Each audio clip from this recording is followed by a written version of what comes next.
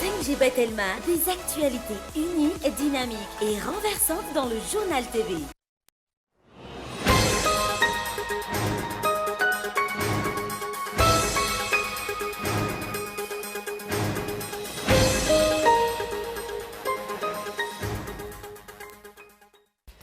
Taorian'ny fanambarana nataon'ny Premier ministre lehiben'ny gouvernemanta ny talata teo izay tsy nahitana mazava ny toeran'ny Madagasikara manoloana ny ady Ukraine sy Russie. Namoaka fanambarana androany fiadidinan'ny Repoblika. Miaro ny fanajana ny sistan'ny firenena iray Madagasikara ary mangataka ny fiverenana databatra boribory. Diso fanantenana tamin'ny fanapahan-kevitra ny raisin'ny Madagasikara ny vondrona Europeana tamin'ny tsy fandaniana ny fe-kevitra ny voaka nandritra ny fivirimben'ny firenena mikambana. Na izany azy itoy ary hanampian'ny Madagasikara ihany ny vondrona Europeana raha ny fanazavana. Miantso amin'ny famerenana ny fandaniana ireo fepetra ny raisin'ny fanjakana manoloana ny fisokafan'ny sistany ny fadim'ny volana martsa izao ny GEM. Mifantoka amin'ny ady atao amin'ny fanondrana antsokosoko ireo volamena sy vato sarobidy ireo fepetra ny mipetraka afa-tsy mifanaraka amin'ny fisian'ny valany retina. Tsy mipetraka araka ny tokony izy ny fampanajana ny zona zokiolona eto Madagasikara. Maro ny fandarana asa ho an'ny fanampiana azy ireo saingy tsy mbola tody hatramin'ny farany izany hoy ny filohan'ny nasionaly ny firaisamben'ny zokiolona eto Madagasikara. Maresaka iraisam-pirenena nanamafy ny manam-pahefana Ukrainiana fa eo am-pelatanan'ny tafika Rosiana ny tanànan'ny Kherson atsimo amin'izao fotoana izao androany miditra amin'ny andro fahavalo ny ady any amin'ny toerana. Ny ady dia nirevitra.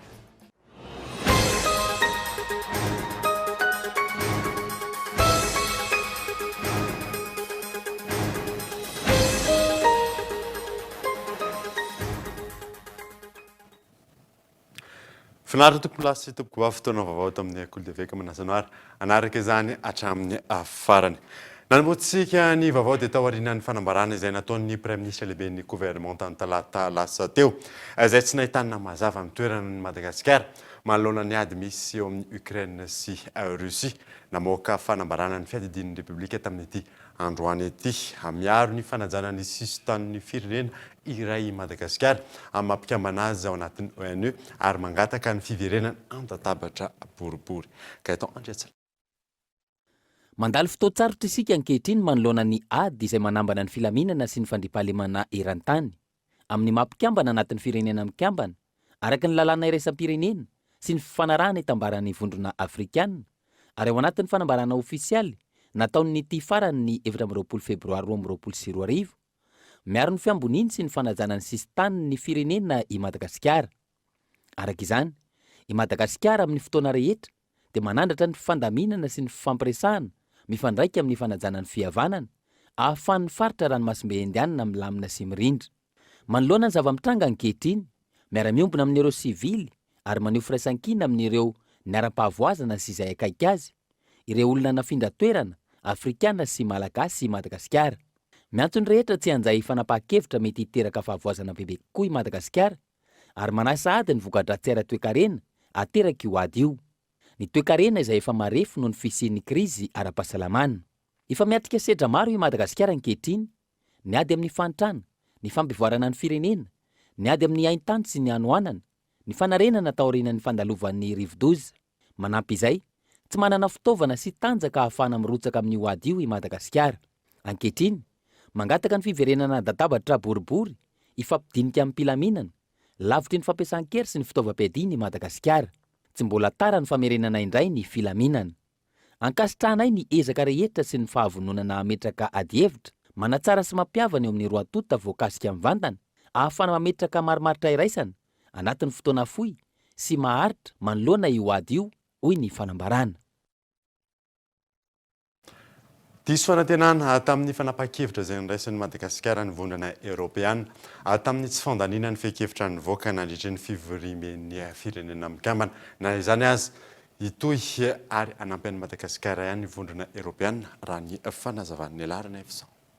Diso fanantenana tamin'ny fanapahan-kevitra noraisin'i Madagasikara ny vondrona Europeana. Zatoka tsy nandantsy ny fehi-kevitra nivoaka tamin'ny fivoriana lehibe ny firenena mikambana i Madagasikara, izay mitaky ny fampitsara ny federasiona rosiana avy hatrany ny fampiasa-kery ataony ao Ukraina, ary anala avy hatrany tsy misy fepetra ny miaramila rosiana rehetra ao amin'ny faritany Ukraina. Omaly tamin'ny 12 rasista sanial, firenena miisa 12 no nifidy tsy fanapahan-kevitra nivoaka tamin'ny fivoriam-beny ny firenena mikambana ity, izay manameloka ny fanafiana nataon'ny Rosia. Firenena 530 anisan'izany Chine, ary firenena afrikana 17 anisan'izany Madagasikara no tsy nifidy ity fehi-kevitra ity. Rosiana sy firenena 4 hafa kosa no nandany fehi-kevitra. Donc bien sûr, nous prenons note de cette position. Le gouvernement de Madagascar, Madagascar, c'est un pays. Noraisina iny fanapahan-kevitra ny gouvernemanta malagasy iny, i Madagasikara dia firenena mahaleo tena sy ny manana ny fiandrianany, ka rary ny raha mandray fanapahan-kevitra ny gouvernemanta. Na izany aza, diso fanantenana ihany izahay satria fanafiana miteraka vokatra-tsy eo amin'ny olombelona maro ny fanafiana ataon'ny Rosia amin'ny Ukraine. Cause la souffrance de civils, y compris les femmes. Firenena maleo tena i Madagasikara ka afaka mandray fanapahan-kevitra mifanaraka aminy. Na eo zany tsy fandaniany Madagasikara ny fehi-kevitra nivoaka tamin'ny fivoriam-beny ny firenena mikambana. Nambarany tompona andraikitra avy eo amin'ny vondrona Europeana fa miara-dalana sy manampy any Madagasikara hatrany izy ireo. Nous sommes ici aujourd'hui pour vous montrer que l'Union européenne, les pays membres de l'Union européenne. Tonga eto izahay androany mampiseho anareo fa izay amin'ny vondrona Europeana sy ireo firenena mikambana aminy dia eo anilan'ny Madagasikara sy ireo vahoaka malagasy. Marina fa hitondra fanovana zavatra maro be io ady ao Ukraine io, fa maro ireo fikambanana mijery ny asa vitan'ny fikambanana amin'ny firenena hafa. Amin'izao mbola tsy afaka miteny izahay hoe ohatra ny ahoana ny fiovan'ny fikambanana iray amin'ny fanapahan-kevitra raisin'ny firenena iray. Averiko eto fa vonona nampy an'i Madagasikara hatrany izahay. Vous montrer que quand le gouvernement, nous voyons comme les amis de Madagascar. Androany, niala teny amin'ny tobin'ny sairanam-piaramanidina teny Ivato, ireo fiaramanidina miisa 2 nitondra ireo olona anampy ireo trabonany amin'ny faritra Mananjary, Manakara ary Farafangana.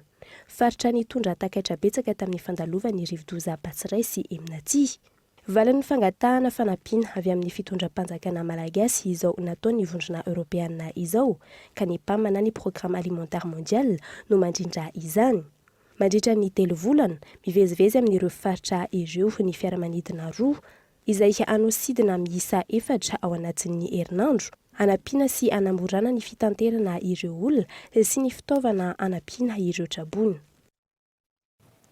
Ampiovan'ny géopolitika maneran-tany ny ady misy eo amin'ny Ukraine sy Russie ankehitriny, hoy ny diplomaty misotro ronono iray ho lefy mitanjaka ireo firenena tandrefana ary isandratra ireo firenena any amin'ny continent asiatique miaraka amin'ny continent africain raha ny fanazavana io nasaina.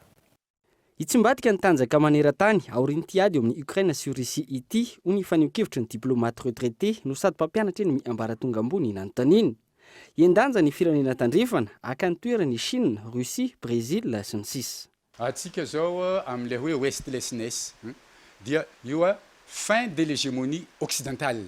Fin de l'hégémonie occidentale io faharoa zany atsika zany eo ny Amerikanina zao efa tsy afaka kelikely izy. Zao izy efa tsy première puissance tsony aloha afaka kelikely eo hivory ny organisation de coopération de Shanghai aloha. Ny organisation de coopération de Shanghai eo zany hamaritany zareo. Eo ny hamaritany zareo le hoe inona amizay zany ny atao satria reto Occident reto reo efa tsy atanjaka tsony nefa mbola ohatrany hoe mialaina zany rehefa jerevana anazy zany tsy atanjaka tsony reo ka inona ny position raisintsika eo ka eo somary misy guerre froide mihitsiny voalohany aloha Russie Chine, Inde, Pakistan, Iran, Brésil, Venezuela, BDB zany le firenena no manoana miaraka amin'ny organisation de coopération de Shanghai io ka mivaky roa amizay eo mivaky roa ny zao tontolo zao eo amizay vao tena hoe ataontsika hoe eurasiatique satria ny io anefa matypaika ny Vladimir Poutine. Efa antonany maro no nandinian'ny Russia sy ireo firenena namany ny fomba isandratana sy anovoana ny rafitra maneran-tany ho iatrany ny fanazavana, ary izao zava-misy any Ukraine izao no isan'ny lalana iray.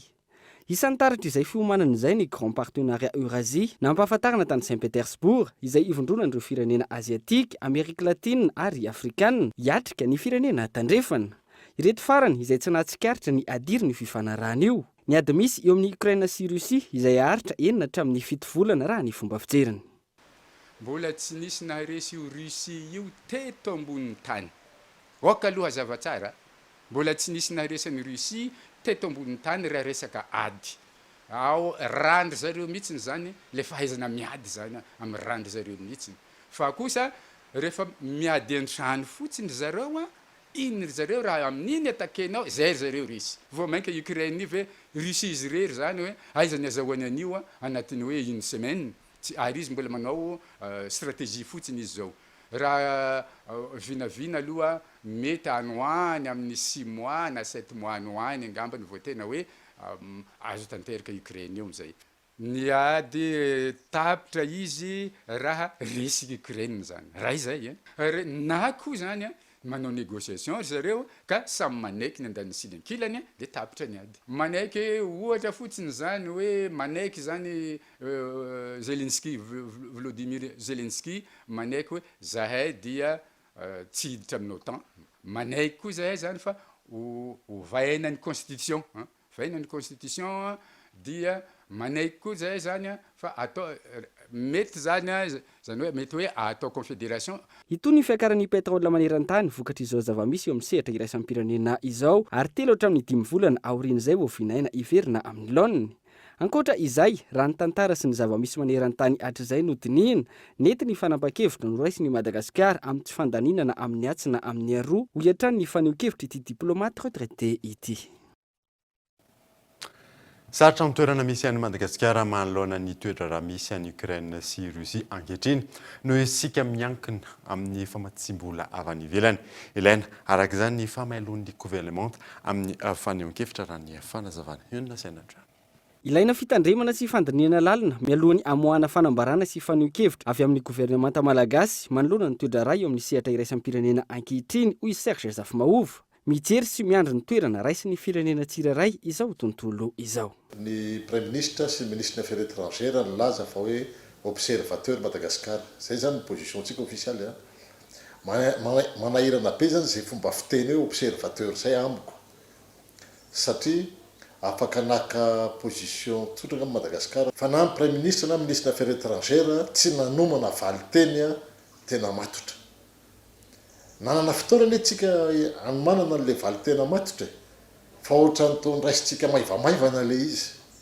Le neutralité io afaka nazavaina tamin'ny fomba samihafa.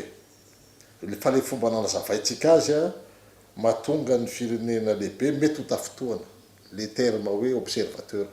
Fa jerevana nefa ny firenena toy Sénégal, Afrique du Sud sy ny karazany koa hoe Inde, Chine naka neutralité daholo. Fa tsy misy miteny loatra. Mandroso sosikevitra hitandremana sy anarenana izany ity mpandinika ny fiainam-pirenena ity.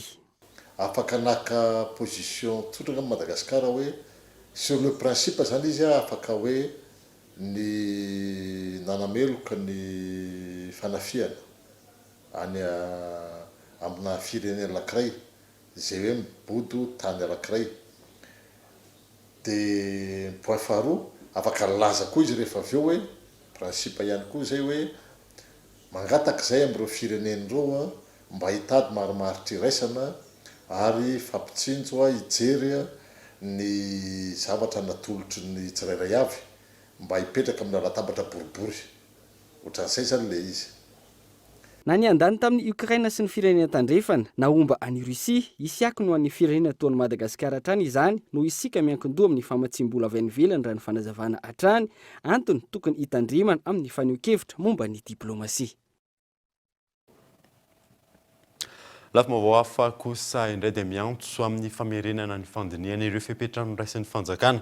Manoloana ny fisokafan'ny sistany ny fadimin'ny volana martsa izao ny GEM. Mifantoka amin'ny ady atao amin'ny fanondranana antsokosoko volamena sy vato sarobidy. ireo fepetra napetraka fa tsy mifanaraka amin'ny fisian'ny valinaretana raha ny fanazavana. Abrahama Randriamana.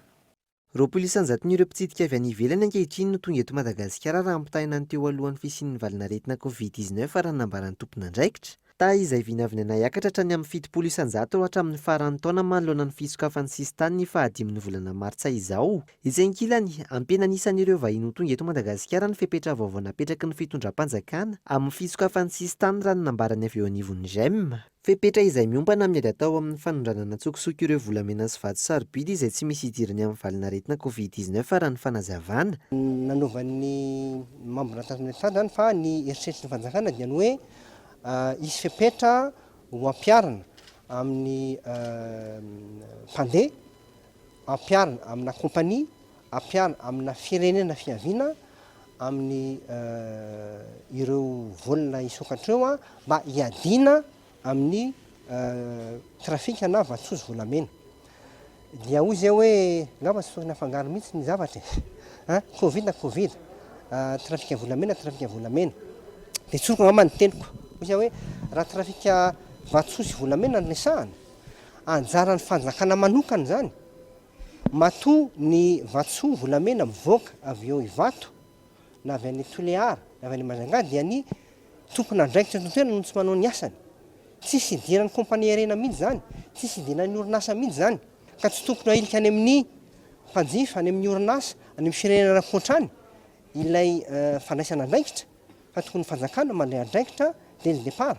Ankoatra izay, miverina tsikelikely amin'ny laonina ankehitriny ny fampihodonana ireo orinasa ho an'ireo sehatra tsy miankina tao aorian'ny fialan'ny fepetra mikasika ny amena ara-pahasalamana. Na eo azy izany, tsy ampaitra eto ny paikady sy ny fanampiana avy amin'ny fanjakana ao amin'ny fanarenana. Raha ny taon-dasa iny ny tombo 2,2 isanjato fotsiny niaraka ny Madagasikara.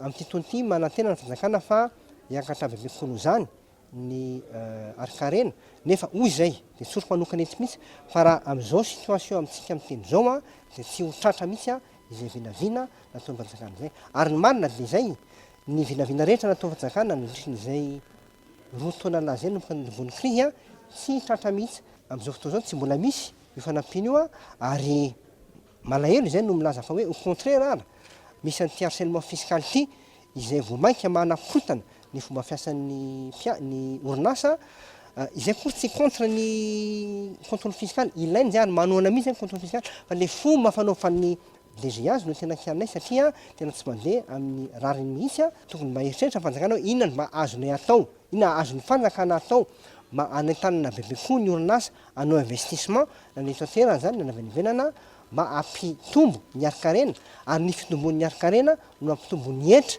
izay ho raisy ny fanjakana. Notanterahina tetsy Anosy omaly ny fivorimben'ireo fikambanana orinasa tsy miankina fikambana eo anivon'ny GEM. Lany tamin'ny isam-bato zato isanjato filoha vaovao hitantana ny GEM atao anatin'ny 2 taona manaraka Andriamatoa Thierry Rajaona raha ny tapaka nandritra izany. Isan'ireo mpikambana vaovao mandrafitra ny GEM ihany koa ankehitriny CTM na ny Confédération du Tourisme de Madagascar. Nambaran'ny filoha vaovaon'ny GEM fa mpanolotsaina ny sehatra tsy miankina fa tsy fahavalo eo anatrehan'ny fanjakana. Fa tontolon'ny politika izay hatrany dia tsy anjaram-pitondra irery ihany no mitondra fampandrosoana ho an'ny Madagasikara raha ny faneho-kevitry ny antoko hiaraka isika tamin'ity androany ity fanadina Henri Florian. Misedra olana maro samihafa ny vahoaka malagasy amin'izao fotoana izao, hoy avy eo anivo ny antoko hiaraka isika. Nandritra ny tafa ny fanaovan'izy ireo tamin'ny mpanao gazety androany. Ankoatra ireo loza voajanahary miverimberina, mihamafy ihany koa ny ekere any atsimo, vokatry ny fiovaovan'ny toetrandro. Samba ny eran-tany ihany koa no nisy ny valinaretana izay namela takatra maro.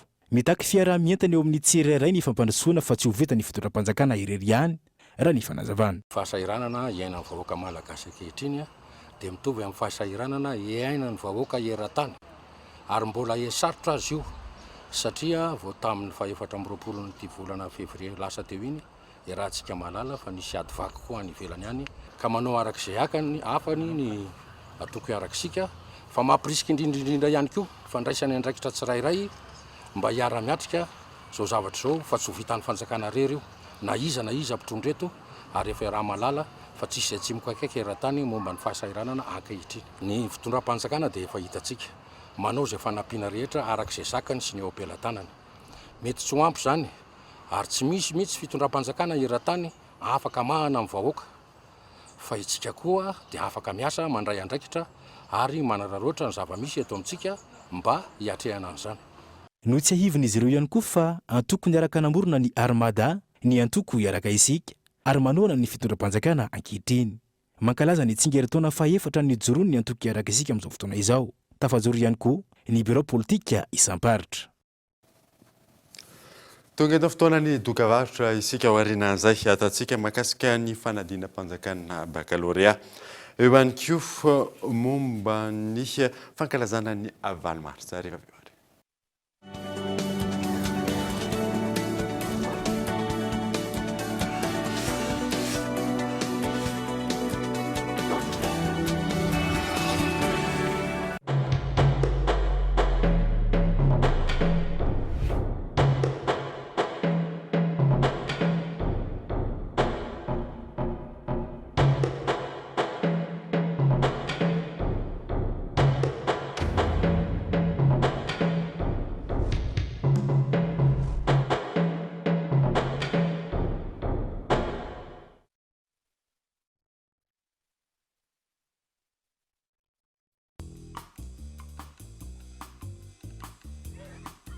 Ce n'est pas n'importe quel rasoir Bic. C'est un Flex 5, doté de 5 lames. Enfin, plutôt 6. Chaque lame s'adapte au contour de votre peau, tout en douceur. Même sous le nez, en toute facilité. Sa sphère métallique améliore l'équilibre pour un rasage parfaitement contrôlé. Je garde toujours le contrôle. Bientôt. Bic Flex 5. Révélez le barbier en vous.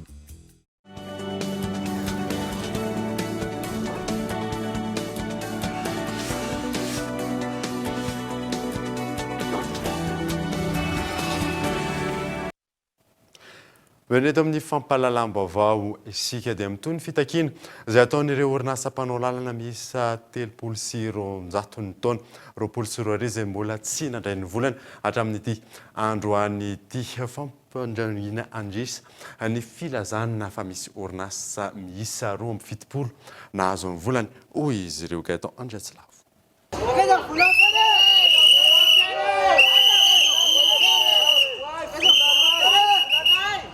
Ho fanohizana ny fitakiana ataon'ireo orinasa mpanao lalana sy mpikojakoja lalana efa roa taona latsaka izay, nanao hetsika teo anoloan'ny ministeran'ny asa vaventy izy ireo androany.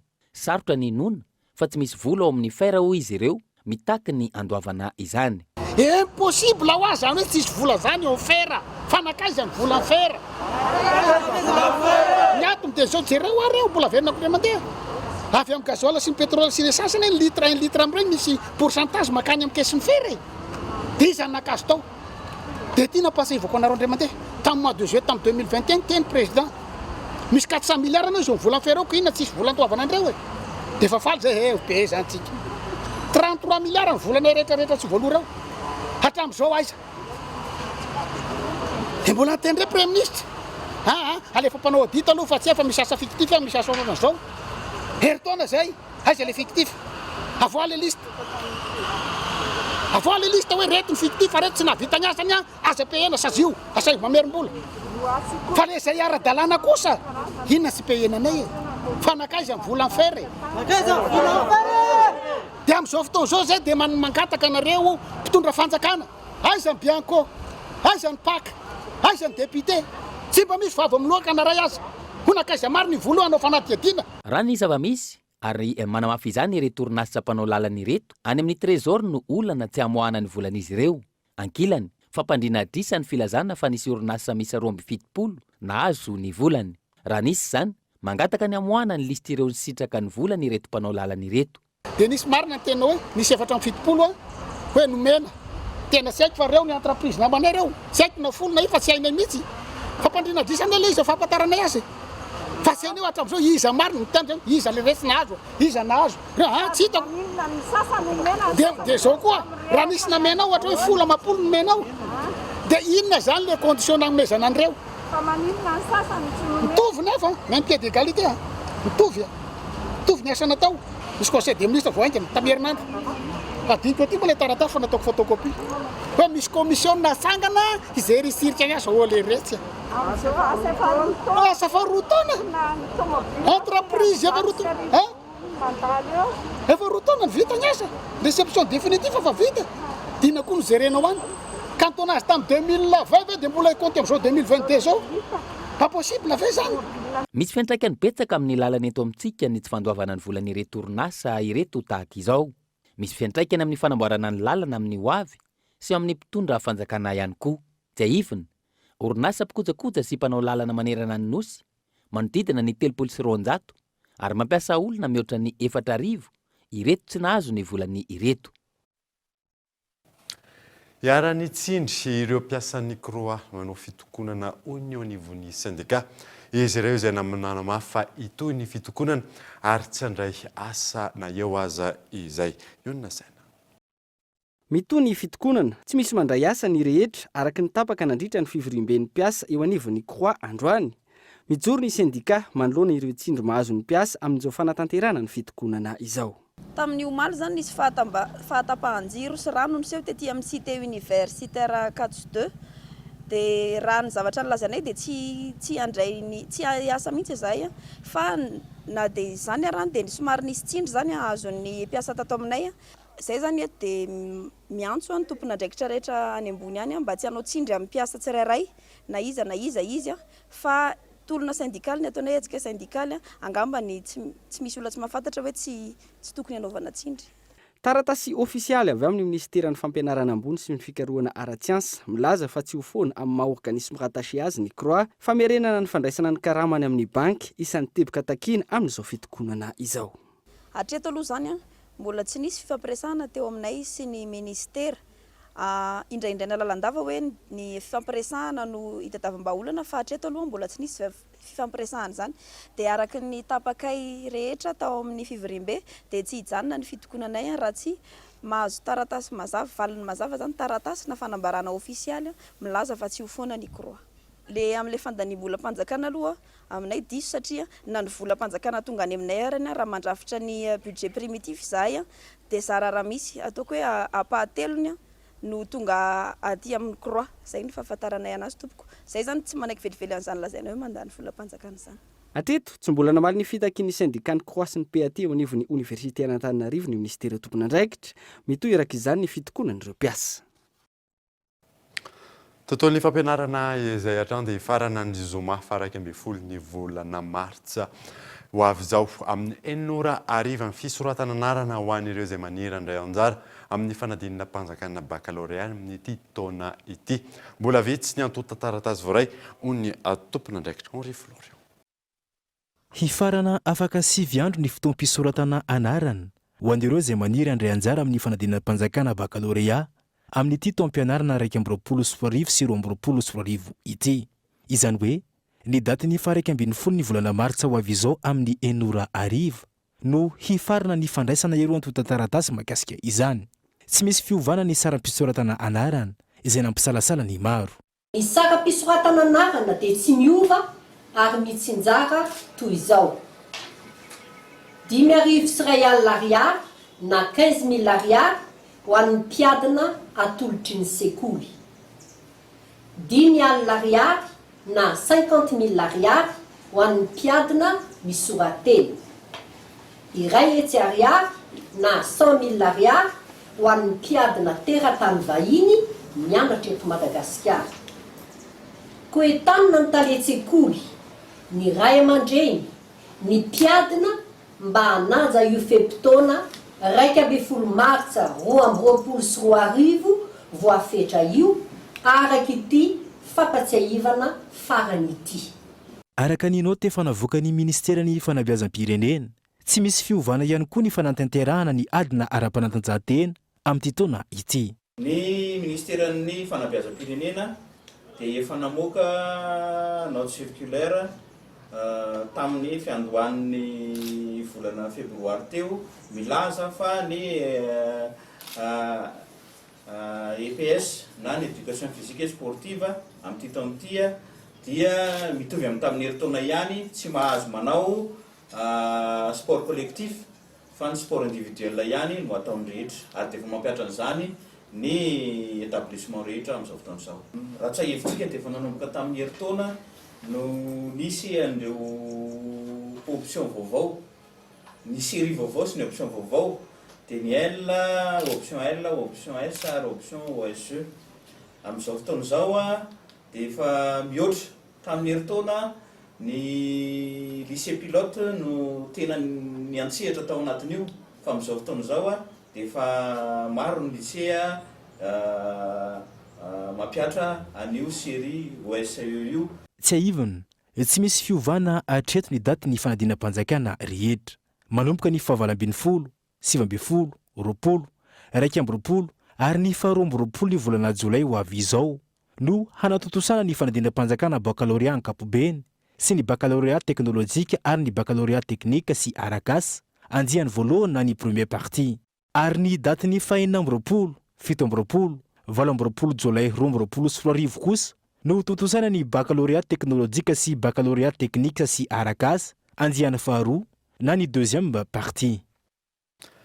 Lafa mavao hafa kosa indray dia tsy mipetraka araka ny tokony ho izy ny fampanajana ny zon'ny zokiolona eto Madagasikara. Maro ny fandaharana asa ho fanampiana azy ireo saingy tsy tody hatramin'ny farany ho ny voloa nasionaly amin'ny firaisamben'ny zokiolona eto Madagasikara. Yves Richard. Mizara roa mazava ny teboka mandringa ho fampanajana ny zon'ny zokiolona.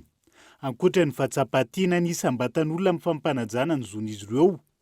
Miainga avy amin'ny fisiana lalàna mazava ihany koa ny ahafahan'ny zokiolona misitraka ny zony araka ny tokony ho izy. Hoy ny teo anivo ny fizomana ny firaisamben'ny zokiolona eto Madagasikara. Antony ny arahan'izy ireo tamin'ny fiarahamonim-pirenena misehatra amin'ny fampanajana ny zon'olombelona. Nampatsiany antenimieram-pirenena ny toy ny volavolan-dalàna 24 tsipika oatra 30. Misy volavolan-dalàna efa napetraka ny fizoma tamin'ny 2008 tondra anarana 2008-030 izy io. Ary efa nasipantsina taty amin'ny 2017 sy 2018. Tsy mbola mivoaka ihany izy io, mbola tsy promulgué ihany mandraky teny androany. Taona maro zany zahay. Ao anatin'ny volavolan-dalàna daholo ny etaetan'le zokiolona. Raha tsy teny fotsiny hoe anisan'izany le hoe karamaitso. Karamaitso moa zay mbola informel mandraky teny androany, mbola tsisy lalàna mifehiny karamaitso hoe appliqué ny zavatra io. Raha tsy teny koa hoe ny pension.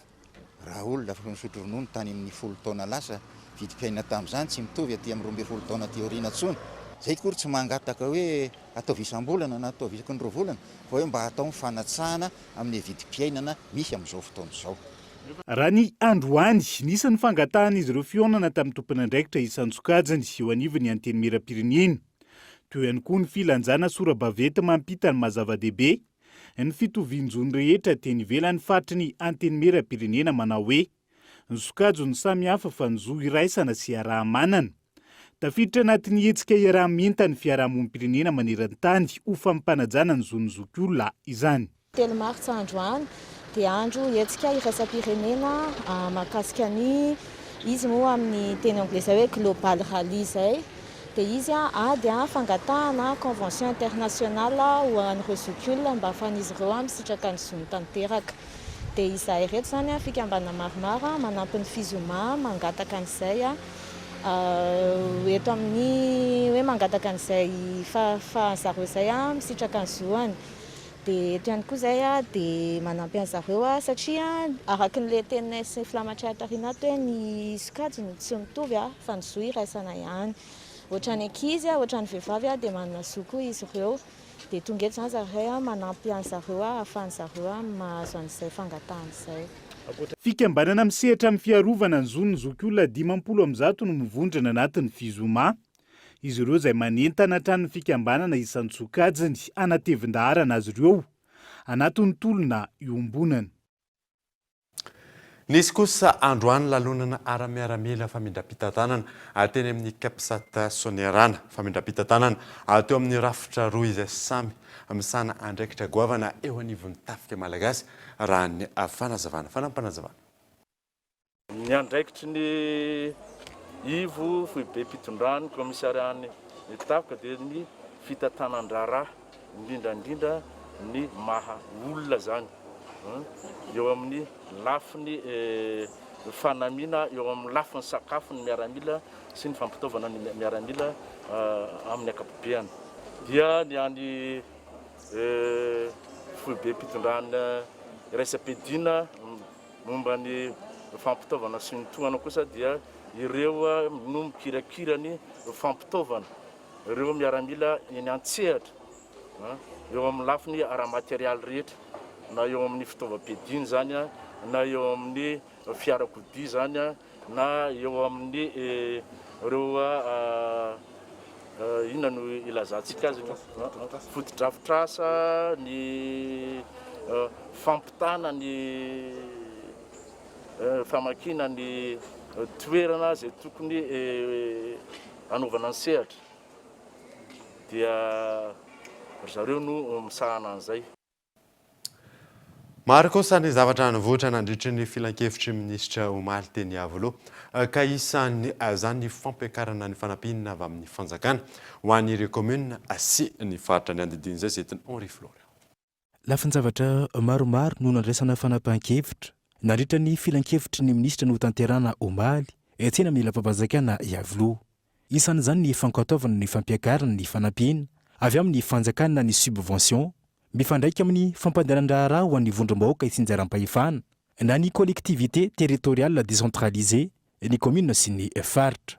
Fantatra ihany koa fa handray anjara amin'ny fampiakarana ankapobeny ny reny volan'ny Banque africaine d'import export ny fanjakana malagasy. Farany hisy ny fifananana hampidirana polisy miisa 740 ao anatin'ny taom-pianarana 120 ary zandary miisa 500 ihany koa no raisina amin'ity taona 20 ity. Fankatoavana maro samihafa ihany koa no nandraisana fanapahan-kevitra eo anivon'ny ministera isan-tokony ary nisy ny fanendrena mpiasam-panjakana ambony ary ny fanafoanana didim-panjakana. Raha masy kosa ankehitriny no mety ho fiforonana rivodoza ao ranomasimbe andianina raha nambaran'ny Meteo Madagasikara raha ny vinavina ambany atreto ny mety ho fiforonana izany sy ny fepetra amin'izay ofisian'ny rivodoza izay. Akoatra izay moa dia itony rotsakora natao anatin'ny 3 andro fanampinazavana. Aty amin'ny farizamasina iandraketan'ny Meteo Madagasikara aloha zany misy ny soritsoritra fiforonana rivodoza izay hitantsika eo avaratsy lareny ao zany raha oharina Madagasikara io dia somary atsinanana ny herijika iforonana izay nefa amin'izao tsika miteny izao aloha dia mbola latsaka ambany latsaky ny 700 zany hoe raha nipetraikany amin'ny petrin'ny andro eto amintsika aloha zany ato anaty 5 andro ho avy dia tsy dia hipetraikany izay fiforonana rivodoza izay mahakasika ny fiforonana kosa hoe rahantsika maso foana izy ny fivoarany amin'ny herinandro miditra iny. Lafa mavaoafa kosa indray dia afindra any amin'ny distrikana Antsirabe faritra vakina karatra ny fankalazana ofisialy ny andron'ny valivalo martsa amin'ny taona ity ranokasaina atao tany Manakara izany fanampinazavana. Manoloana ny aratsiany toetrandro izay efa manambana amin'ny faritra atsimo atsinanana iny sy ho fisorohana ny mety ho voka-dratrin'izany amin'ireo mpandray anjara ny fankalazana ny valomarsa izay andro iraisam-pirenena ho an'ny vehivavy izay saika tao amin'ny distrikany Manakara faritra fitovinany satria dia tsy maintsy novaina ho atao amin'ny distrikany Antsirabe ny fankalazana ny andro iraisam-pirenena ho an'ny vehivavy amin'ity taona ity noho ny aratsy ny toetrandro. Tiana ny manamarika fa tsy misy ny fiovany fandaharam-potoana fa mbola manaraka hatrany ny fandaharana izay voafaritra tao amin'ny tondrozotra izay nitapahana teo anivon'ny filan-kevitry ny minisitra. Maresaka iraisam-pirenena kosa indray dia nanamafy ny manam-pahefana Ukrainiana fa eo am-pelantanany tafika Rosiana ny tanàna ny Kherson atsimo amin'izao fotoana izao. Androany miditra amin'ny andro fahavalo ny ady any amin'ny toerana fanadina. Araka ny nambara manam-pahefana Rosiana Omaly eo am-pelantan'izy ireo ankehitriny ny tanàna ny Kherson ary nomafisy ny tafika Ukrainiana izany androany. Akoatra izay, logiazy miaramila Rosiana ihany koa siranatsambo ny Berdiansk ao an-toerana. Nandritra fipoahany bomba tao Kharkiv andro maromaro, ampolony ireo namony ainy ary miisa 2 ireo naratra raha ny antontanisa voaray. Atreto, mahery ny 9.3 hetsy ireo mponina teratany Ukrainiana izay nandositra ny firenen'izy ireo ary mbola betsaka ireo mikasa ny ala ao amin'ny tany araka ny loharam-baovao. dia ny maresaka iraisam-pireneny manakatonao vaovao tamin'ity androany ty ankatrahana nanaraka izany mandrosoa sy nandory tompoko.